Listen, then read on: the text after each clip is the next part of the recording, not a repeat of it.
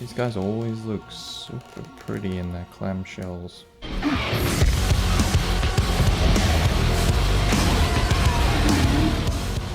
Today we are taking a look at the Nightwolf from Storm Collectibles. Not gonna lie, this is probably gonna be ultra biased, so let's crack this guy open and take a look.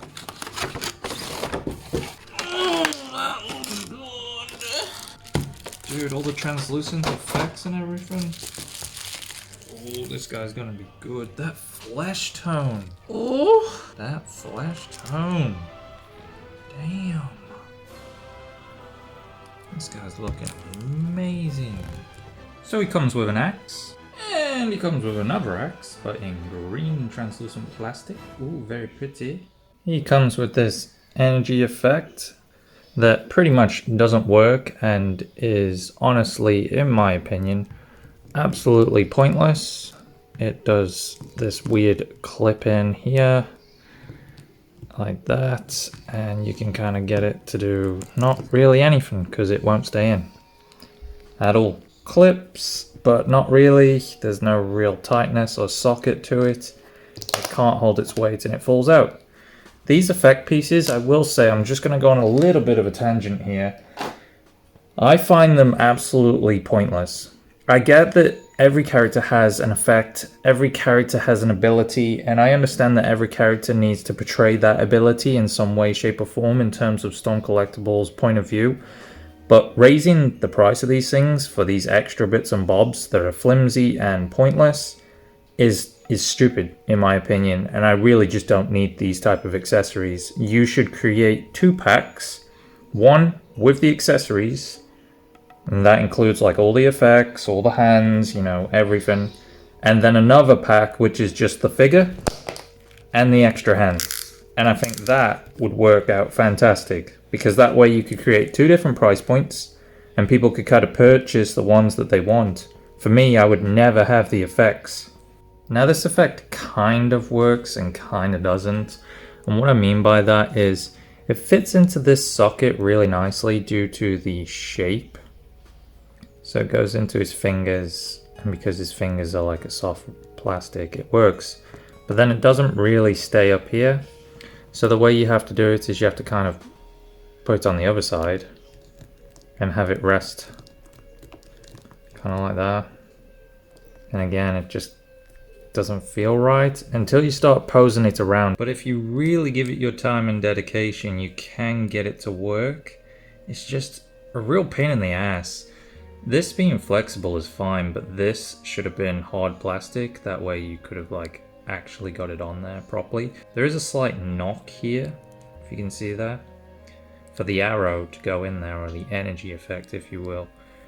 And it kind of works. You can get some pretty solid posing out of it.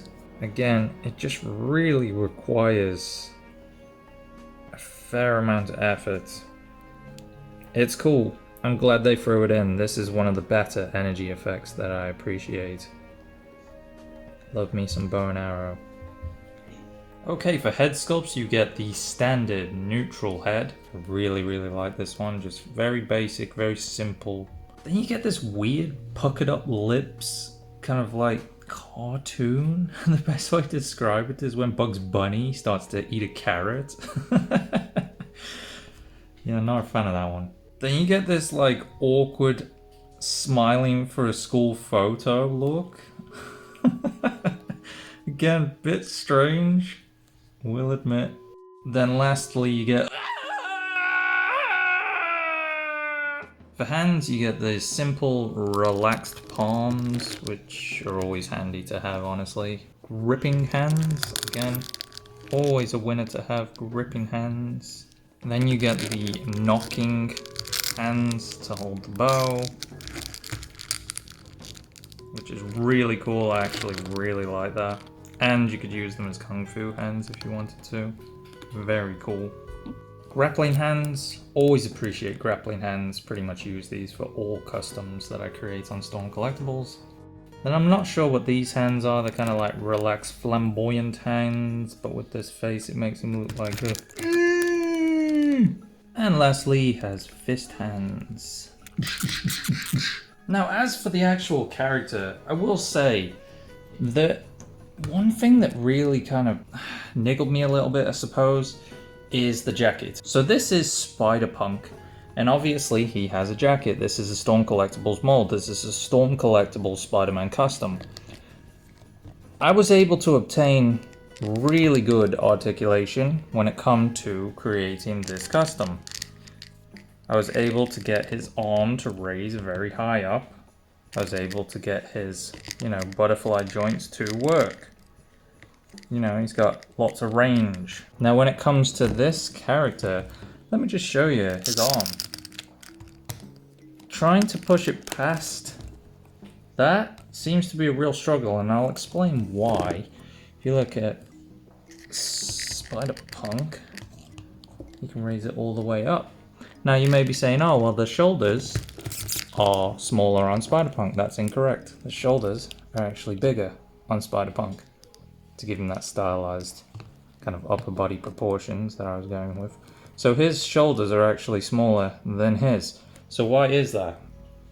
Well, you've got this jacket, and there's honestly no point in having the butterfly joints on if you want range. Also, this is way too closed off. And as much as I appreciate how kind of sturdy this all is, it restricts movement. It's not much of a big deal, but when you're a character that uses a bow and arrow and axes, you kind of want that posability. So I would have definitely kind of made that a lot wider, or just kept the butterflies off and mentioned it somewhere in the packaging, or had them as like an extra in the box. But if you do want increased range, you have to remove the butterfly joints, and because the jacket's on, you can't even tell. So that supposedly is a personal preference if you want more range of articulation. But he's probably the stiffest when it comes to articulation. I will say that his articulation is really hard to kind of maneuver. Like, I've had some really tight joints from Storm before, but this guy's the tightest I've ever had.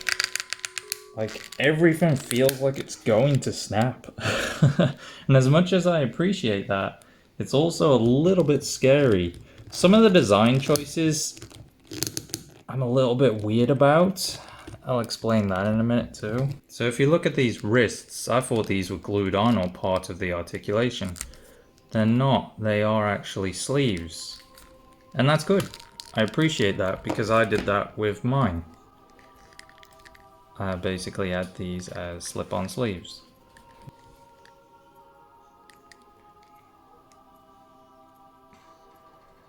But the other design flaw that I think is pretty bad is the way that they've got this bicep connected to this shoulder.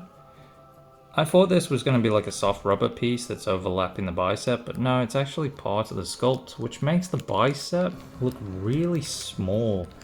I will say though, from like a design point, most Stone Collectibles are quite large and bulky and have a certain characteristic. He's very anatomically correct. He almost has like a very gym rat body. This body is obtainable.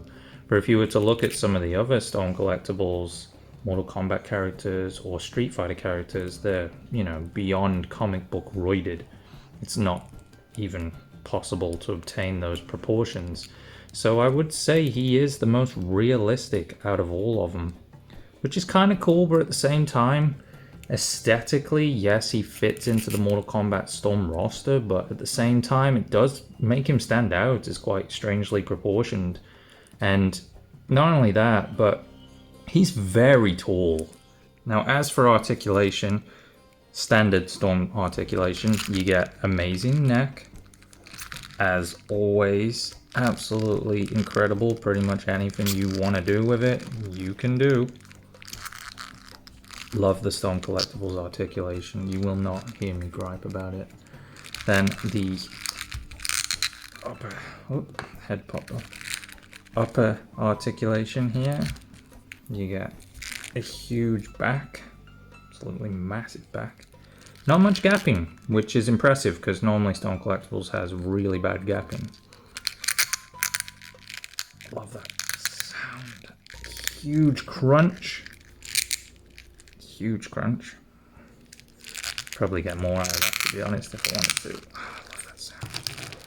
What I mean by the gapping, just real quick, you know, they normally have quite large gapping if you push them. So, yeah.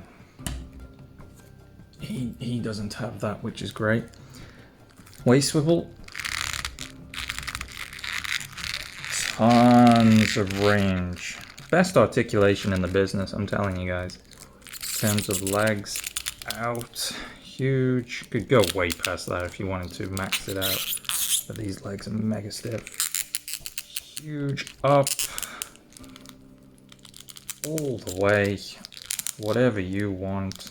Amazing. That sound is so cool. Knees. Now I did get a bit of paint rub there, which is really disappointing. But not to worry, because I can fix that, not a problem. Unless that's on the inside. Why do I always get QC issues? Every single figure I buy. Not that I'm ever going to have his knee this like far, but that is annoying. It's because the lip catches on the inside. You have to pop that Dremel out and then pop it back on. Paint it. And this color is really easy to obtain too, I think. Now I was expecting some sort of boot swivel, but this is just a floaty piece and it's just all connected, which is disappointing because his legs feel like they need the boot swivel, but hey ho. Limited range in terms of the boots. And they didn't go with the, oh no, they did. They have the side to side. It's only little, but it's there, which is good. And they have the up and down with the boots. Very nice. Shoulder. Again, doesn't raise too high, but it's okay. Bicep. This is just weird if you ask me. It just looks strange. Yeah, 90 and a bit. And then if you want the full range, you have to take this off, but you get pretty decent wrist articulation. You get what you need out of it, that's for sure. So overall, decent figure. Good enough. Here he is next to two Storm Collectibles Mortal Kombat characters. You can see that he's tall, but he's not bulky. Reptile definitely has more of the beefcake over this guy, so even Bracket, he's a little bit more chunky. He's got more of that Street Fighter-esque Storm styling. And you can see what I mean by the proportionally accurate character design in terms of Nightwolf here. So overall, very basic, very simplistic, nothing too crazy, very accurate to the character design. The details are nicely done. You know what you're getting when it comes to Storm Collectibles articulation, the best in the business. Everything else is very simplistic and mediocre. As much as I appreciate Storm Collectibles knocking out this character, Nightwolf, for the Storm Collectibles Mortal Kombat roster, unfortunately, he isn't amazing. I'll give him a 7.8 out of 10. And on that note, I hope you enjoyed the review, and I'll catch everyone on the next one.